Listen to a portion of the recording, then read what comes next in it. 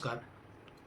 সেদিন একটা ভিডিও বানিয়েছিলাম যে এই পশ্চিমবঙ্গে তৃণমূল কংগ্রেসের নেতাদের রেজাল্ট বেরোনোর পরে যে নাটক, সেই নাটকগুলি দেখে আর থাকতে পারলাম না, তাই ভিডিও বানিয়েছিলাম। আজকে একটা ভিডিও বানাচ্ছি, আপনারা দেখে বলবেন এবং শুনে বলবেন কথাগুলি ঠিক কিনা। যদি কোথাও কিছু সংযোজন বা বিয়োজন থাকে তাহলে অবশ্যই কমেন্টে জানাবেন, এবং এই কথাগুলি যাতে অপরে জানতে পারে তার জন্য একটু দয়া করে ভিডিওটি শেয়ার করে সবাইকে জানাবেন। প্রসঙ্গ হলো একটা, যে পশ্চিমবঙ্গে 2026-এ যে বিধানসভা গেল, এই বিধানসভায় যদি বিজেপি না আসতো তাহলে কী হতো, অর্থাৎ বিজেপি এসে কী হতে পারলো না, কী সমস্যা হলো বা কী ভালো হলো, সেই নিয়ে আলোচনা। আমি 10টি পয়েন্টের উপরে আজকে আলোচনা করবো। 10টি পয়েন্টের উপরে 10টি কথা বলবো পশ্চিমবঙ্গে বিজেপি এলো বলে যা হলো। প্রথমে হলো, আপনারা জানেন যে পশ্চিমবঙ্গে তথা ভারতবর্ষে, সমগ্র ভারতবর্ষে মোদিকে হারানোর জন্যে আর পশ্চিমবঙ্গে বিজেপিকে হারানোর জন্য আমেরিকার একজন শিল্পপতি, একজন বিনিয়োগকারী, একজন ক্যাপিটালাইজড, যিনি কয়েক লক্ষ কোটি টাকা খরচ করেছিলেন, যার নাম জর্জ সোরেস। তার একটা পরিকল্পনা ছিল, হিন্দু জাগরণ সংঘের রিপোর্ট অনুসারে এইবারে যদি পশ্চিমবঙ্গে বিজেপি ক্ষমতায় না আসতো তাহলে পশ্চিমবঙ্গকে বাংলাদেশ বানানো হতো, এবং তার সঙ্গে যুক্ত ছিল বর্তমান যে বাংলাদেশের প্রধানমন্ত্রী যিনি হয়েছেন তারেক রহমান, তার সহযোগিতায় এবং মমতা ব্যানার্জি তার প্ররোচনায় আর জর্জ সোরেসের টাকায় পশ্চিমবঙ্গকে বাংলাদেশ বানানোর একটা পরিকল্পনা ছিল। এটা রিপোর্ট অনুসারে বলছি। 2 নম্বর কি, আমাদের রিপোর্ট অনুসারে ভোটের রেজাল্ট বেরোনোর 15 দিনের মধ্যে প্রায় 10,000 কর্মী, সরকারিভাবে 2,000 কর্মীর নাম বেরোতো, আর বাকি 8,000 কর্মীর নাম বেরোতো না। 10,000 কর্মী খুন হওয়ার রাস্তা ছিল, অর্থাৎ খুন হওয়ার সম্ভাবনা ছিল। রেজাল্ট বেরোনোর 15 দিনের মাথায় 10,000 কর্মী খুন হওয়ার সম্ভাবনা ছিল। 3 নম্বর, সংঘের রিপোর্ট অনুসারে প্রায় 700 হিন্দু মন্দির ভাঙা হতো। সংঘের রিপোর্ট অনুসারে 700 হিন্দু মন্দির ভাঙা হতো। 1.5 লক্ষ হিন্দু ভিটে বাটি ছাড়া হয়ে যেত, যাদের জায়গাগুলি পরবর্তীকালে দিদির দুধেল গাইরা দখল করে নিত। 300-র বেশি দুর্গাপুজো প্রায় বন্ধ হয়ে যেত। আমরা এখন দেখছি স্কুলে স্কুলে বন্দে মাতরম গাওয়া হচ্ছে, বন্দে মাতরম যে রাষ্ট্রীয় সঙ্গীত আমাদের গাওয়া হচ্ছে।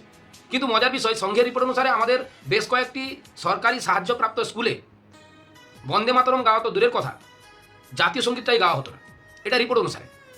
এরপরে ভারতের যে গণতন্ত্র, সেই গণতন্ত্র, তাতে যে সংবিধান রয়েছে, সেই সংবিধান পশ্চিমবঙ্গের সরকার মানত না। এবং আমি আপনাকে বলে নিই, এটা যে ভাইপো, তথাকথিত যে ভাইপো যুবরাজ, যিনি বাংলার যুবরাজ ছিলেন, যাকে অভিষেক ব্যানার্জি আমরা নামে চিনি, তিনি নিজেই বলেছিলেন যে পশ্চিমবঙ্গে ভারতের আর সংবিধান চালাতে দেবো না।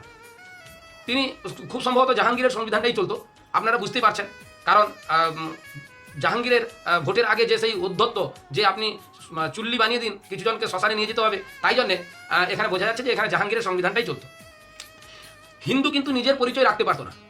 পরের যেটা বিষয়বস্তু, আজকের ডেটে হিন্দু কিন্তু নিজের পরিচয়, অর্থাৎ আপনি হিন্দু বলে কোথাও পরিচয় দিতে পারতেন না। পরীক্ষাগুলি শুরু হয়েছে, যে পরীক্ষাগুলি যেমন এসএসসি, টেট, এগুলো সব শুরু হবে, পঞ্চায়েতের কিছু রিক্রুটমেন্ট, তারপরে পিএসসি, এই সমস্ত পরীক্ষাগুলি শুরু হবে। খুব সম্ভবত 2026-এ বিজেপি না এলে এই পরীক্ষাগুলি কোনোদিন আর হতো না। আরেকটা কথা আপনাদের বলে নিই, যে বিনিয়োগ চলছে, ব্যাপক পরিমাণ বিনিয়োগ। আপনারা জানেন এর মধ্যে পশ্চিমবঙ্গে গোদরেজ, এলজি, টাটার সঙ্গে যদিও কথা চলছে, বড় বড় কোম্পানি, জিও, এরকম বড় বড় কোম্পানির সঙ্গে আমাদের মুখ্যমন্ত্রী মাননীয় শুভেন্দু অধিকারীর সঙ্গে যোগাযোগ হয়েছে। আমাদের রাজ্য সভাপতি শ্রী শ্রমিক ভট্টাচার্যের সঙ্গে যোগাযোগ হয়েছে, ওনারা আমাদের রাজ্যে আসার আশা এবং আগ্রহ প্রকাশ করেছেন। এই জিনিসগুলি হতো না, বিজেপি না এলে এই জিনিসগুলি হতো না। এই 1 মাসের মধ্যে আমরা আরেকটা খুব গুরুত্বপূর্ণ জিনিস পেয়েছি, এটা না বলে নয়। অনেকেই আমরা ভাবতাম, এখনো পর্যন্ত আমাদের বিজেপির অনেক কর্মীরা মার খাচ্ছে, আমরা দেখতে পাচ্ছি বিজেপির কর্মীরা, ইভেন আমিও মার খেয়েছি, মানে ভোটে জেতার পরে তৃণমূলের পঞ্চায়েত প্রধান আমাকে মেরেছে, জেতার পরেও, যদিও পরবর্তীকালে পুলিশের সহযোগিতায় তাকে আমরা তুলে দিয়েছিলাম।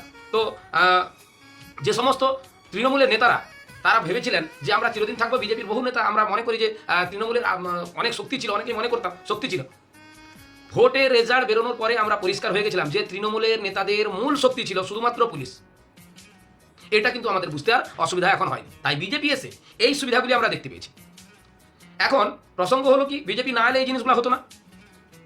তবে আরেকটা কথা আমি শেষে না বলে নেয়, যে সমস্ত তৃণমূলী নেতারা এখন, আমি দেখেছি আমাদের এলাকায়ও একজন নেতা 4বার 5বার করে দল পরিবর্তন, যে সমস্ত তৃণমূলের নেতারা আজকে বিজেপি বলে বড় গামছা একটা কাঁধে ফেলে দিয়ে, বিজেপি বলে পরিচয় দিয়ে সবার সামনে চলে যাচ্ছে, আমার মনে হয় আমি আমার মণ্ডলের কর্মকর্তা, মণ্ডলের যারা দায়িত্বে আছেন, আমার জেলার যারা দায়িত্বে আছেন, আমার রাজ্যের যারা দায়িত্বে আছেন, সবাইকেই বলবো, আগে ওদেরকেই আগে পিছনে ঠেলুন।